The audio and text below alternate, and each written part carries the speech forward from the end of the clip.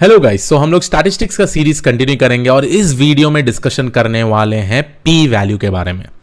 तो as usual पहली बात तो हम लोग डेफिनेशन देख लेते हैं पी वैल्यू का। उसके बाद हम लोग समझेंगे ये इन्फ्रेंशियल स्टैटिस्टिक्स में पी वैल्यू का क्या इंपॉर्टेंस होता है। अब यहां पे पहली बात तो डेफिनेशन जब देखते हैं, यहां पे क्लियरली लिखा है P value is a number calculated from a statistical test that describes how likely you are to have a particular set of observation if the null hypothesis were true। ठीक है, हम लोग ने ऑलरेडी देख चुके हैं कि नल हाइपोथेसिस क्या होता है। कंडीशन होता है, जो भी बेसिक अजम्पशन हम लोग लेते हैं वहां पर स्पेसिफिकली उसको हम लोग नल हाइपोथेसिस बोलेंगे। मैं आपको इस वीडियो में एग्जांपल्स के साथ दिखाऊंगा अभी। ठीक है, P values are used in hypothesis testing to decide whether to reject the null hypothesis. तो जब मैं वो स्टैटिस्टिकल एनालिसिस के बारे में बात किया, राइट, हाइपोथेसिस टेस्टिंग में फर्स्ट स्टेप होता है बेसिकली आपको नल हाइपोथेसिस क्रिएट करना होता है। उसके बाद अल्टरनेट हाइपोथेसिस का थर्ड वाला जो होता है स्टैटिस्टिकल एनालिसिस होता है, उसमें से पी वैल्यू आएगा। अगर पी वैल्यू का वैल्यू थोड़ा कम होता है एक स्पेसिफिक नंबर से, जिसको हम लोग सिग्निफिकेंस वैल्यू बोलते हैं, तो हम लोग उसको रिजेक्ट कर देते हैं वो नल हाइपोथेसिस को। आई नो अभी बहुत सारा कंफ्यूजन होगा, तो चलिए मैं आपको दिखाता हूं कैसे पी वैल्यू का इंपॉर्टेंस है। पहली बात तो एक पी वैल्यू का मीनिंग समझते हैं। लेट्स से गाइस, आप बहुत लोग कीबोर्ड यूज करते होंगे, राइट। अब कीबोर्ड में आप प्रॉब्ली एक स्पेस बार देखे होंगे। ठीक है, एक स्पेस बार देखे होंगे। स्पेस बार को आप यूजुअली बहुत टाइम यहीं पे क्लिक करते हैं। ठीक है, तो जब मैं यहां पे प्रॉब्ली क्लिक करता हूं, मोस्ट ऑफ द टाइम आप यहीं क्लिक करते हैं, राइट। ये कॉर्नर में बहुत कम बार क्लिक करते हैं। तो अगर आप इसका डिस्ट्रीब्यूशन देखेंगे तो प्रॉब्ली कुछ इस टाइप का डिस्ट्रीब्यूशन होगा, जहां पे आप मोस्ट ऑफ द टाइम्स यही रीजन में, इसी रीजन तक में क्लिक कर रहे हैं। तो अगर मैं बोलूं ये एक स्पेसिफिक पॉइंट है पी वैल्यू का, ठीक है, और ये पी वैल्यू का वैल्यू है p इज इक्वल टू 0.8 या p इज इक्वल टू 0.2, तो ये क्या बताता है? जब ये p value is equal to 0.2 है, ये स्पेसिफिकली आपको क्या बताता है? ये बताता है out of 100 touches in this key, the probability of touching in this region, ये वाले रीजन में, in this region it is 0.2%। ठीक है, अब जब मैं बोलता हूं 0.2, यह प्रोबेबिलिटी का वैल्यू है, तो 0.2 कितना हो गया? इसका मतलब 0.2 हो गया 20%। ठीक है, तो आउट ऑफ 100 टचेस हम यहां पे 20 बार टच कर रहे हैं। ये बेसिकली बता रहा है ये जो पी वैल्यू है। अगर समझिए मैं दूसरा एक और वैल्यू को ले लूं, यहां पे पी का वैल्यू लेट्स से 0.8 है, तो यहां पे क्या होगा? Out of all the 100 touches the probability of touching 80 times is in this region. ठीक है, मतलब आप 100 टचेस में जब भी आप टच कर रहे हैं ये स्पेस बार की, 80 टाइम्स आप यहां पे टच करते हैं, तो ये स्पेसिफिकली आपका पी वैल्यू बता रहा है। ठीक है, तो आई होप आप लोगों को एक बेसिक आइडिया और अजम्पशन मिल गया हो what is exactly P value. अब चलिए एक एग्जांपल के पॉइंट ऑफ व्यू से देखते हैं पी वैल्यू का क्या इंपॉर्टेंस है। अब मैं इसके लिए फिर से हाइपोथेसिस टेस्टिंग का यूज करूंगा, क्योंकि हाइपोथेसिस टेस्टिंग में जो स्टैटिस्टिकल एनालिसिस है वहां पे हम लोग स्पेसिफिकली पी वैल्यू यूज करते हैं। तो लेट्स से कि आई वांट टू चेक, मैं एक एक्सपेरिमेंट परफॉर्म कर रहा हूं। एक एक्सपेरिमेंट है whether the coin is fair और नॉट। ठीक है, अब कॉइन जब भी हम टॉस करते हैं हेड और टेल आता है। ठीक है, तो कॉइन फेयर है कि नहीं है ये कैसे पता लगा पाइएगा? तो आप usually most of the time बोलेंगे प्रोबेबिलिटी ऑफ हेड अगर 0.5 है, प्रोबेबिलिटी ऑफ टेल अगर 0.5 है, तो आप बोलेंगे ठीक है ये एक फेयर कॉइन है। ठीक है, लेट्स से अगर आता है probability of head 0.6, probability of tail 0.4, क्योंकि ये कैसे टाइप का डिस्ट्रीब्यूशन है? ये है बर्नौली डिस्ट्रीब्यूशन। तो अब इस सिनेरियो में भी आप सोचेंगे ठीक है 60% हेड आ रहा है, 40% टेल आ रहा है, फिर भी मैं इसको फेयर कॉइन मान सकता हूं। ठीक है, रैंडमनेस में तो 0.10 का डिफरेंस आ सकता है, बट अगर मैं बोलूं probability of head is 0.7 and probability of tail is 0.3, अब इस सिनेरियो में आप सोचने स्टार्ट कर देंगे क्या ये फेयर कॉइन है कि नहीं। आप लोगों ने शोले मूवी देखा होगा, बहुत ही फेमस मूवी है, वहां पे एक ही टाइप का आता है, टेल्स या हेड ही आता है सिर्फ। ठीक है, तो वो अनफेयर कॉइन हो गया। तो ये सिनेरियो जो होता है ये अनफेयर कॉइन होता है। तो अब मुझे चेक करना है weather a coin is fair और नॉट, और मैं डिसाइड करूंगा ये प्रोबेबली 100 टॉसेस से। ठीक है, अब जब मैं 100 टॉस कर रहा हूं कितने टाइम हेड्स आ रहा है, कितने टाइम टेल्स आ रहा है। ठीक है, तो पहला स्टेप इसमें हम जो लिखेंगे उसको हम लोग लिखेंगे नल हाइपोथेसिस। अब नल हाइपोथेसिस हम कैसे डिनोट करते हैं, विथ H0, और यहां पे मैं लिख दूंगा कॉइन इज फेयर। ठीक है, ये मेरा पहला सिनेरियो।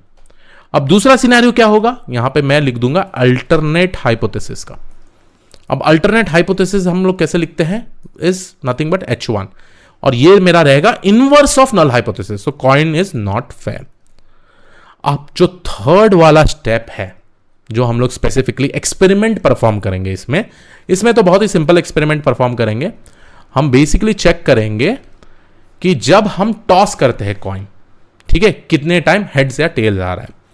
लेट्स से कि मेरा कुछ डिस्ट्रीब्यूशन ऐसा है, मेरा मीन जो होगा वो होगा 50, उसके बाद स्टैंडर्ड डिविएशन लेट्स से मैं 10 ले लेता हूं, 70, 80, 90, 40, 30, 20 एंड फाइनली 10।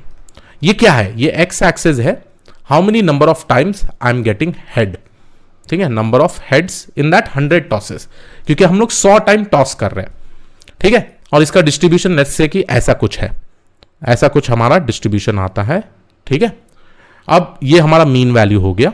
ठीक है, अब लेट्स से मेरा फर्स्ट टाइम जब मैं टॉस करता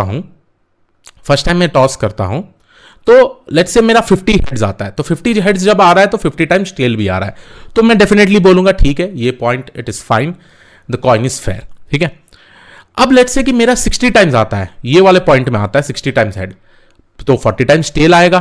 तो यहां भी मैं सोचने लगता हूं ठीक है, कॉइन में थोड़ा रैंडमनेस है, तो प्रॉब्ली ये आ सकता है।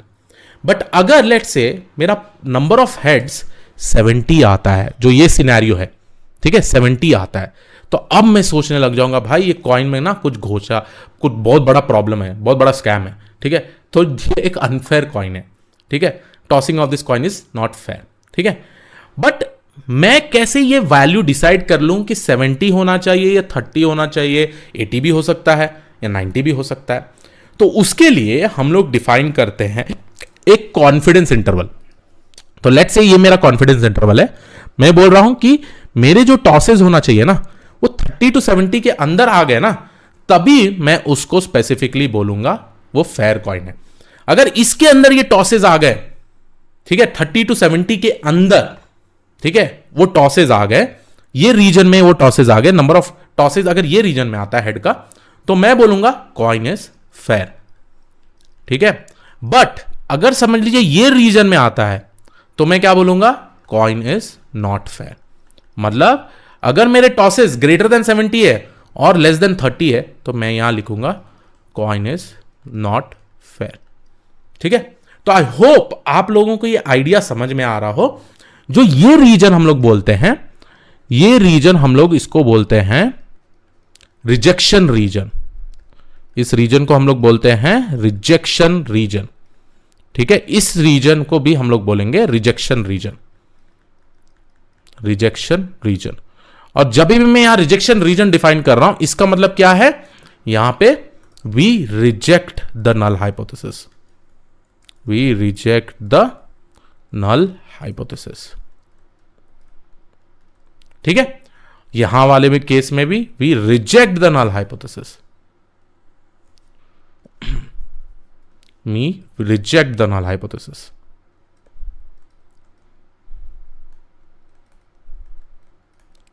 और इस रीजन में क्या होता है, we fail to reject the null hypothesis, मतलब यहां पे नल हाइपोथेसिस एक्सेप्ट हो रहा है, we fail to reject H0, मैं H0 शॉर्ट फॉर्म में लिख देता हूं।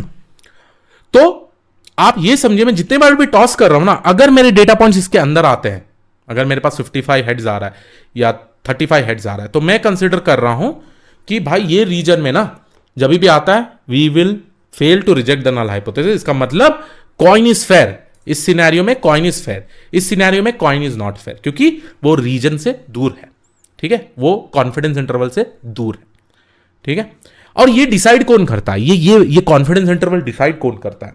ठीक है, ये कॉन्फिडेंस इंटरवल डिसाइड करता है डोमेन एक्सपर्टीज, और वो भी different different domain problem statement के हिसाब से। लेट्स से कि हेल्थ प्रॉब्लम है, हेल्थ प्रॉब्लम स्टेटमेंट आप सॉल्व कर रहे हैं, तो उसका जो कॉन्फिडेंस इंटरवल होगा वो अलग डिफाइंड होगा, राइट? ये आप समझ लीजिए। अब सबसे इंपॉर्टेंट चीज, पी वैल्यू कहां है?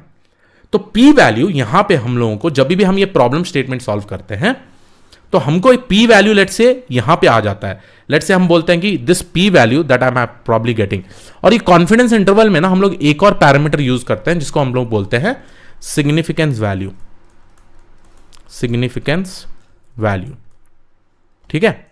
अगर मैं सिग्निफिकेंस वैल्यू में बोल दूं, सिग्निफिकेंस वैल्यू अल्फा से डिनोट होता है और इसका वैल्यू है 0.05, तब कॉन्फिडेंस इंटरवल कैलकुलेट करना बहुत इजी होता है। Confidence interval is nothing but 1 minus 0.05। ये पूरा रीजन 1 है, 1 माइनस 0.05 इज नथिंग बट 0.95। इसका मतलब मैं ढूंढ रहा हूं 95% कॉन्फिडेंस इंटरवल।